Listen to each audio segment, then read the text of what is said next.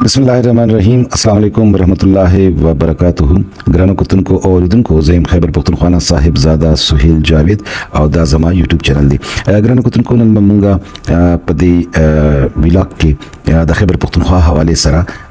यो सो खबरी को द सुबह पख्तूनख्वा द अमन हवाले सरा बसो खबरी को सुबह खैबर पख्तूनख्वा के चिकम पख्तून तहफ़्फ़ुज़ मूवमेंट यानी पीटीएम चिकम दे दागे खिलाफ चिकमा पाबंदी लगी दले द पागे यो सो खबरी को और दी सरा सरा चिकमा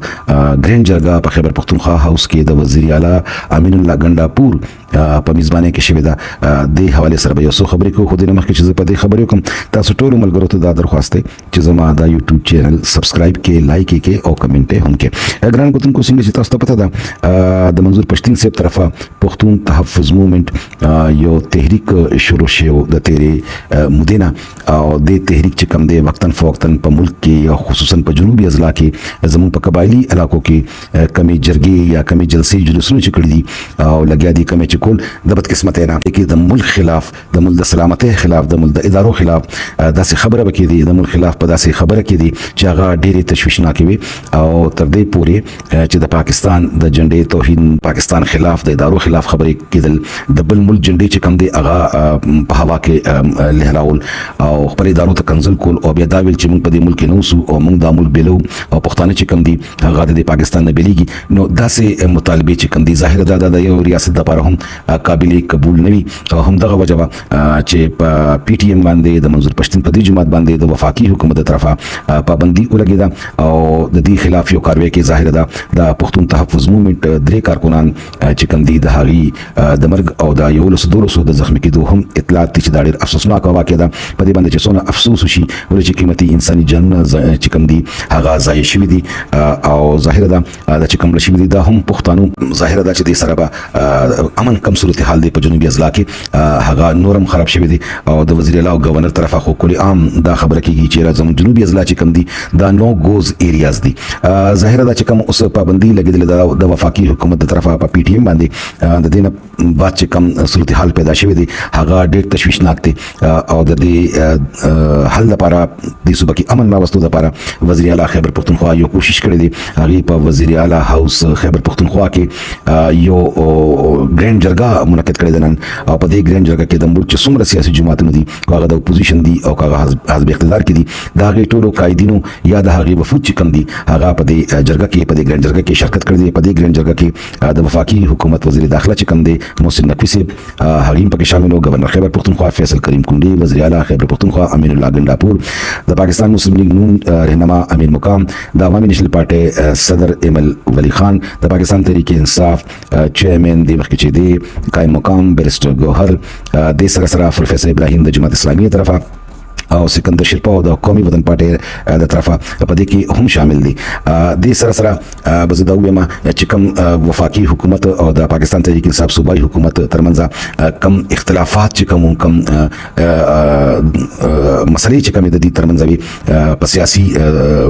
ایشو باندې ظاهر ده چې هغه یو طرف ته کې خو دي شي دي او دا ډېره خبره ده چې په صوبه کې د امن راوستو لپاره وزیر اعلی خیبر پختونخوا چې پاکستان تحریک انصاف سره تعلق دی هغه یو کوشش کړی دی او دام ډیره غټه خبره ده او خبره ده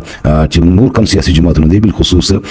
مسلم لیگ نون چې کم دی پاکستان پیپلز پارټي چې کم ده هغه هم په دې ګرینډ جرګه کې چې کم دي دا شاملو ګران کوتونکو د پی ټی ایم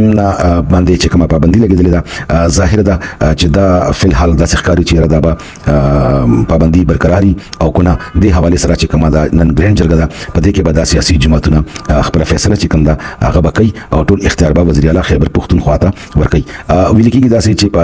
11 12 او 13 اکتوبر درې ورځې کم جلسه جلوس او جرګه چې کومه ده دا د پښتون تحفظ موومېنټ د طرف نه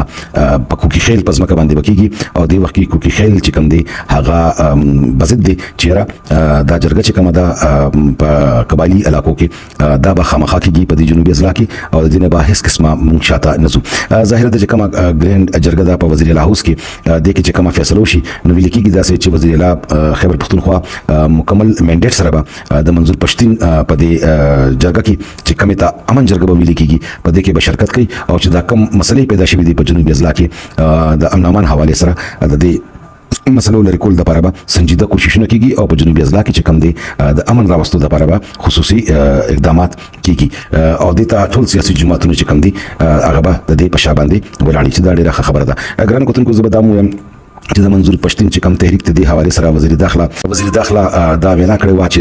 کم خلک یا کم ملکونه یا کم قوتونه چې سپانسر دي د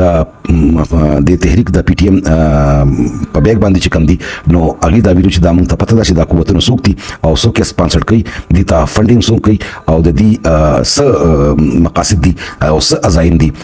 حکومت پاکستان د دې نه با خبره دي او حکومت پاکستان دا واضح کوي چې کم سپانسرډ